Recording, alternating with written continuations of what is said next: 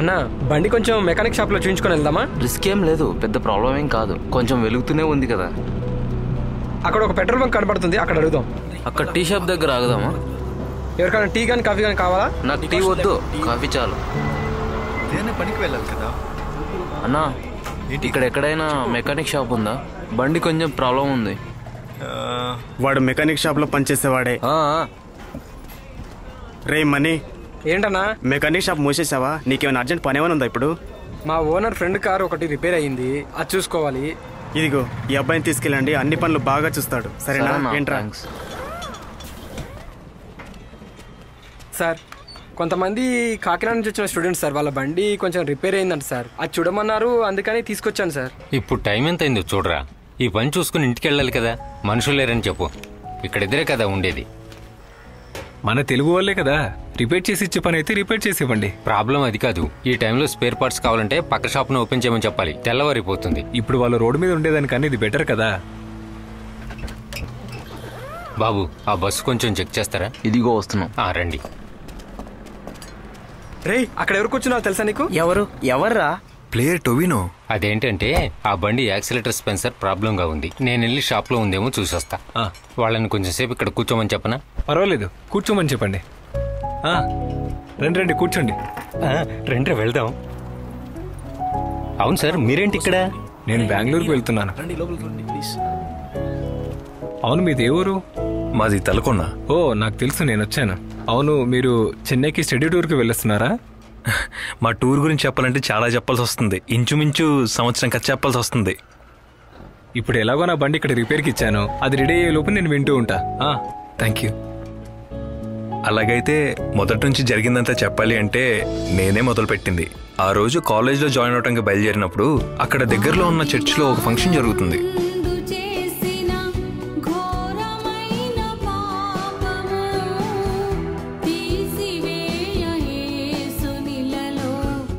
కొంచెం కూడా టైం లేదు, టపాసులు పేలిన వెంటనే పని మొదలు పెట్టేయాలి. ఓవర్.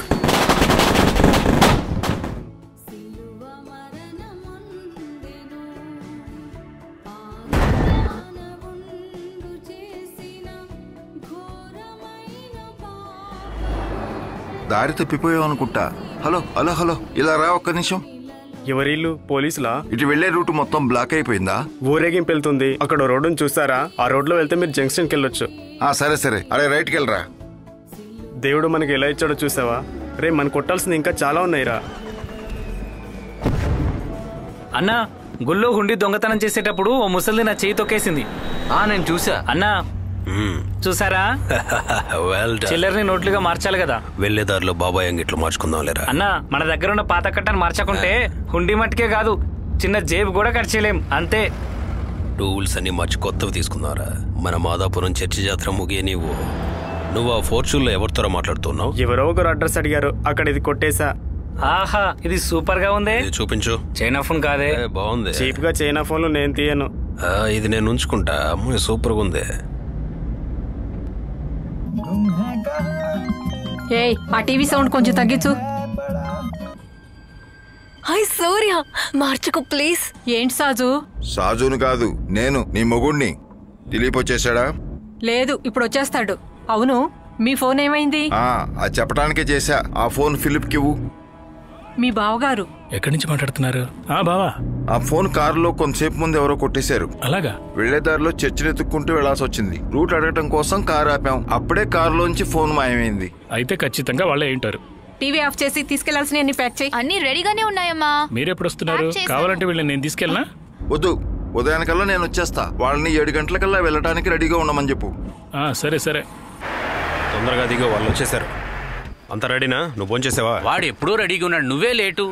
పని అవ్వాలి కదా. ఎప్పుడో రెడీ అయిపోయి. అలాగే లోపల పెట్టు. మనం ఒక విషయం చేస్తే కరెక్ట్గా ఉండాలి కదా. ఆపు, వాడు చదవటానికి వెళుతున్నాడు, వేరే ఎక్కడికి కాదు.